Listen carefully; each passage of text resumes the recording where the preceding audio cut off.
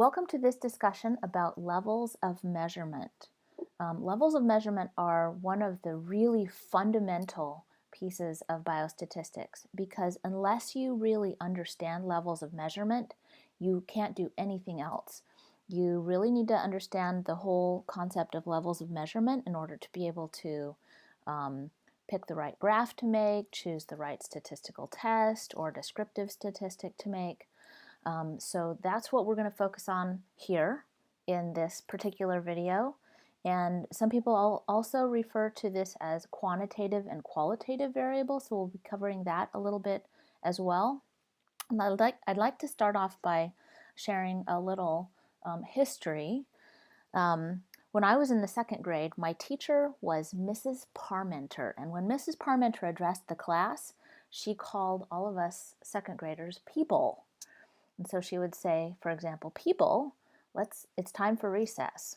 And when it was time for math, she would say, people, let's all get out our rulers. And so I remember her calling us people and that we got to use our rulers. And so that is what we're going to be doing today. We are going to all be getting out our rulers. We're all very good at noticing things around us in the world, so in a sense, we are all biostatisticians that way. But now we're going to be getting out our rulers in order to actually measure the things that we are noticing things about. So we're going to be getting out our rulers. So I'd like to start off by sharing the three primary levels of measurement that we use. We break them into smaller subsets when we get to other things like deciding on what statistical tests to use, but it all comes back to this same fundamental concept. And the three different levels are called nominal, ordinal, and scale. And I've put them in this order because nominal is considered a lower level of measurement and ordinal is higher than that, and scale, if we talk about we want the highest level of measurement, that would be the scale level. So I put them low to high on your page, nominal, ordinal, and scale. If you read in textbooks, sometimes they will call these by other names, and we'll talk about that in just a minute. But these are the names that I'm going to give these three levels of measurement so that we are consistent with throughout our discussion. And then also these are the terms that SPSS uses, and for the majority of what I teach, I'll be using SPSS. So that way it'll be consistent with the levels of measurement you see in that computer program. So by nominal, what we mean by nominal is that these are categories, but they are unordered. They are not in any particular order. They could be reshuffled around. If you decided that you wanted to put them in a different order than they were. It could also be called unordered groups. So here we have a kind of a variable that ends up being in specific groups. So we take all the people and we lump them into groups or categories. But those categories are not in any particular order. And probably the classic one that we often think of is sex or gender. And typically this is just male and female, although it could include other categories. But this is an example of a nominal variable. Next we have ordinal, and this again is categories or groups.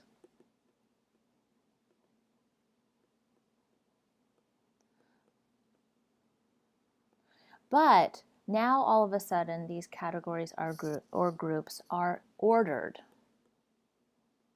categories.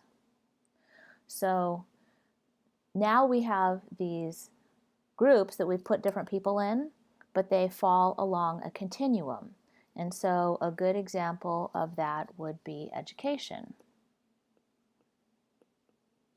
where you have maybe less than high school, college, graduate, or something like that. Sometimes it's broken into more categories than that.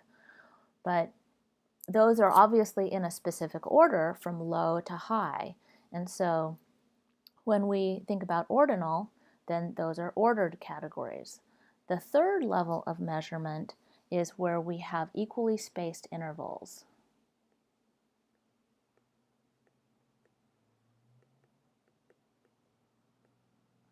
And so that's where we are looking at a variable that not only is in order, but the order of them is equally spaced along some kind of a continuum. And so a typical one that we would see for this particular case would be age. And if you're measuring age in years, then those years from age 2 to 3 to 4 to 5, that's your equal spacing. Now for each of these I like to draw a little picture, because in my mind, if I have a picture to go with it, then that helps me remember exactly about that particular kind of variable. And so for nominal, the picture I have in my mind is like, here I am, I'm putting my people, or whatever, my subjects, into different categories. Here I might have category A, here I might have category B, here I might have category C, and I've intentionally sort of mixed them up so that it doesn't appear to be in any particular order. If I had 4 categories, I would have category D and E and F and so on. So these categories are just in no particular order. They're just, I could lump people together, and they could, that would show us the information about that particular variable.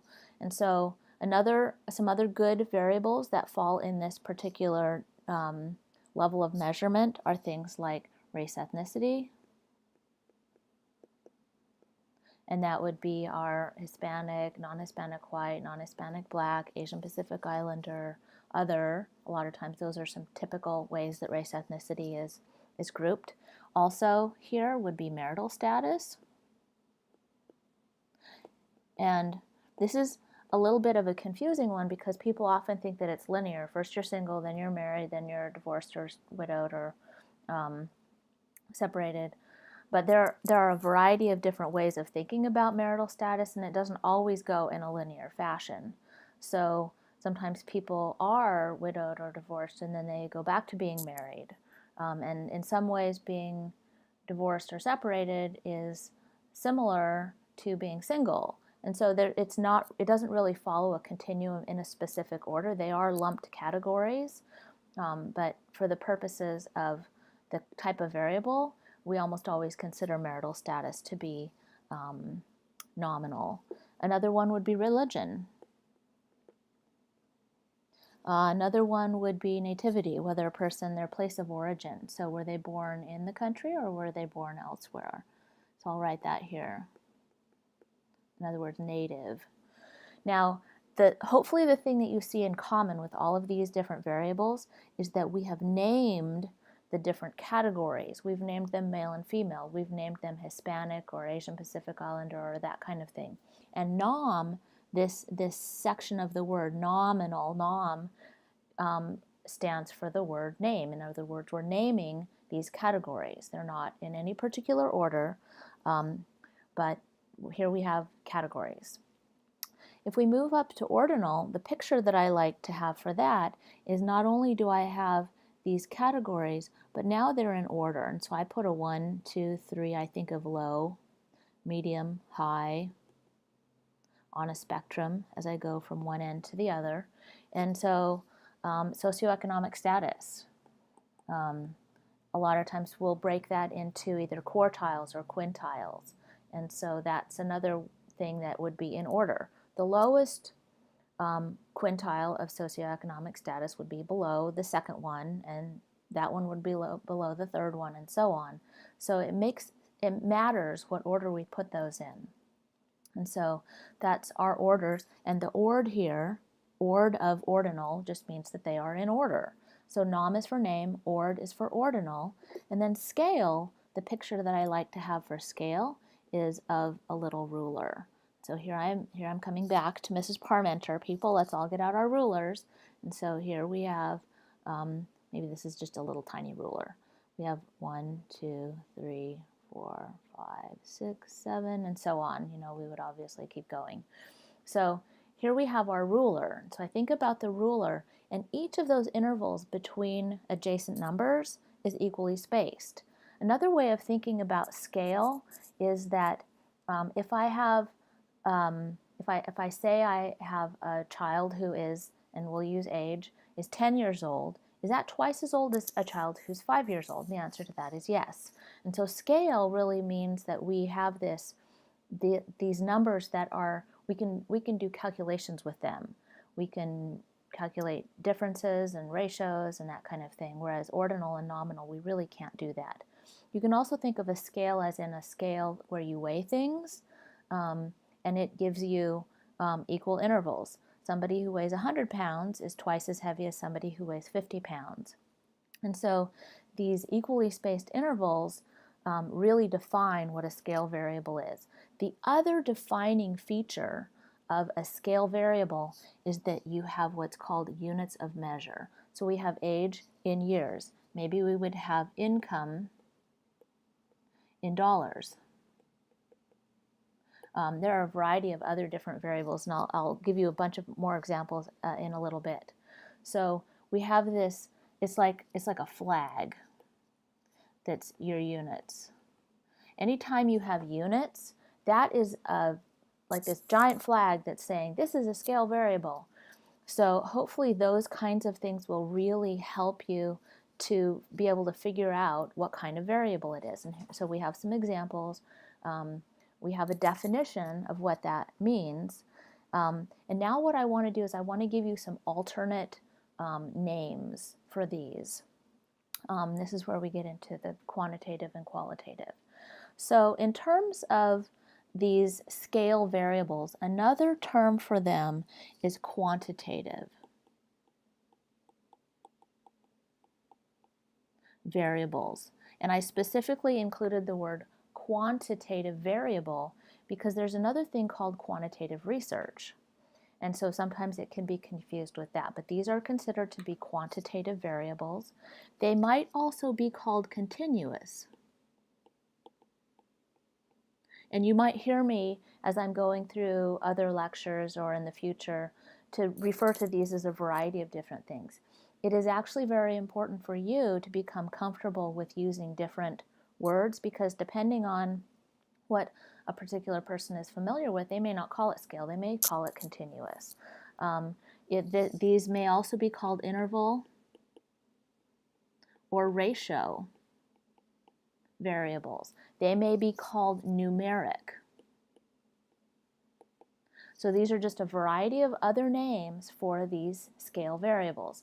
Now there are specific reasons that these other names, continuous, interval, ratio, numeric, can be confusing, and scale is just kind of like this overall most general term for this type of variable, and so I've chosen to use scale as much as possible unless I digress and use one of the other terms.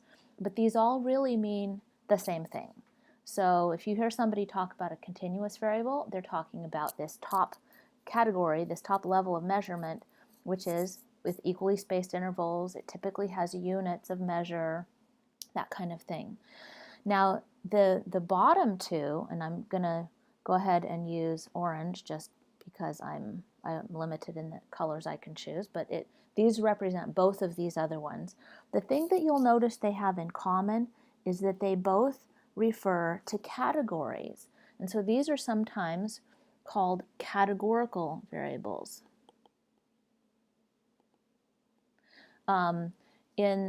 As opposed to quantitative, these are all often called qualitative variables.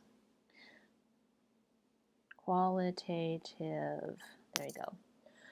And again, variables, because there is something called qualitative research methods that can be confusing. And this is why I prefer to refer to these as nominal or ordinal instead of qualitative.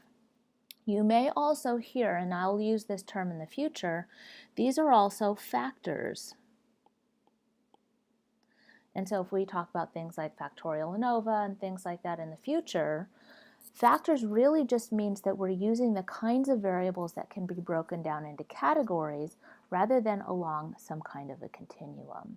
And so the fact that these are both regarding categories really makes them categorical.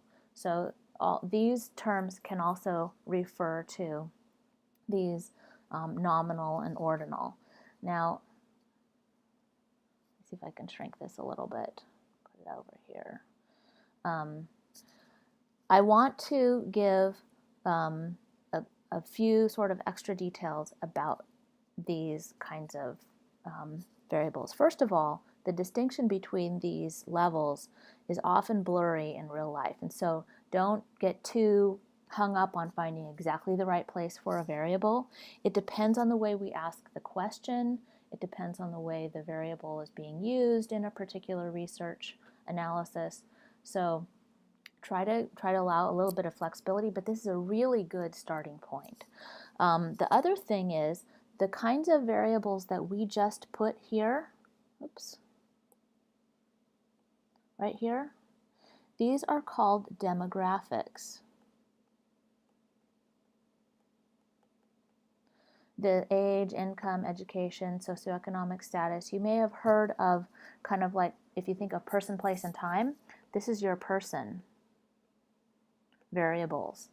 And so we're thinking of who are these people that we're studying, and these are some of the very typical demographics. Now, I like to go back to where do words come from, because demographics is just a great big giant word. Well, demo, really, the first part of this word stands for the people in Greek. And the graphics really is writing about them or describing them. So literally, we are describing people in this particular case. We're describing their age, their income, their race, and all these other variables that are about them. I like to think of demographics as in making graphs about people, because even if we're putting that information in number form, we're creating a picture in somebody's mind about who these people are. So demographics is really about creating pictures and sharing information about people. In addition to the typical kinds of demographic, we also collect information often that are based on health variables. And so let me give you some examples in all of these different types of scales or levels of measurement about some examples of what they are. And sometimes it's helpful to have lots of examples. And so in terms of scale variables, we could measure things about a person in terms of their height or their weight. We could measure their blood pressure. We could measure their glucose. We could also measure their BMI. And the thing that I want you to think about, all these variables that I've added here, height is in inches. Weight is in pounds or kilograms. Blood pressure is in millimeters of mercury. Glucose is in milligrams per deciliter. BMI is in kilograms per meter squared. And so do you notice that we have units of measure for all of these? There are a few rare exceptions where a scale variable will not have units, but I won't confuse you with those right now. 99+% of all the variables that we use have these units of measure. So as soon as you see units, be thinking this is probably a scale, because what those units are telling you is where you are along this ruler, so to speak. We've gotten out our rulers and we're measuring something, and so that scale tells you where you are along that ruler. Some examples of ordinal variables are pretty much anything that's a Likert scale. A lot of times Likert scales, on a scale of 1 to 5, please rank how happy you are with this service. We also have pain scales. If you've ever seen the pediatric pain scale, it goes from a smiley face down to a little sad face with tears. So we could also be looking at happiness or cancer stage. And so like on a Likert scale, if we have 1 to 5, pain would be sometimes like on a 1 to 5 pain scale. Happiness could be very happy, pretty happy, not too happy. And we have a data set that has happiness in it. And so we'll become familiar with that. Cancer stage is stage 1, stage 2, stage 3. And those are in a logical order. you would not say stage 1, stage 3, stage 2. That wouldn't make sense in terms of what we're doing. In terms of nominal variables, this is where we're just putting them into categories. And it could be just a couple of categories, or it could be dozens of categories. And so some things like disease, yes, no. Do you have hypertension? Yes, no. Do you have diabetes? Yes, no. It could relate to mortality. So did that person die? Yes or no. Could relate to what state you were born in. And I'm using this because I want you to know 50 plus the, 7 territories or something like that, DC plus 6. Nominal can have a lot of categories. It's not limited to just a few. So anytime you have these unordered categories, it is automatically nominal. You can't graduate and become ordinal just because you have lots of categories. Another example down here for nominal would be blood type. And those of you probably know what your own blood type is. The 4 possibilities are A, B, AB, and O. And those do not fall along a continuum. A and B each have one factor. AB has both and O has neither. And so there's no really good way of putting those along a specific continuum where they're ranked 1, 2, 3, and 4. So those are some examples.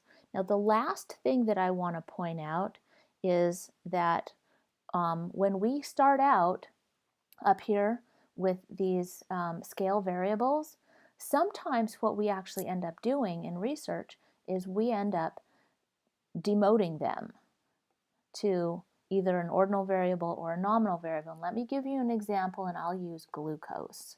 So let's say here we have glucose, and it's along a scale. If you are measuring serum glucose, blood glucose in milligrams per deciliter, and you're kind of coming along this continuum, anything 100 or less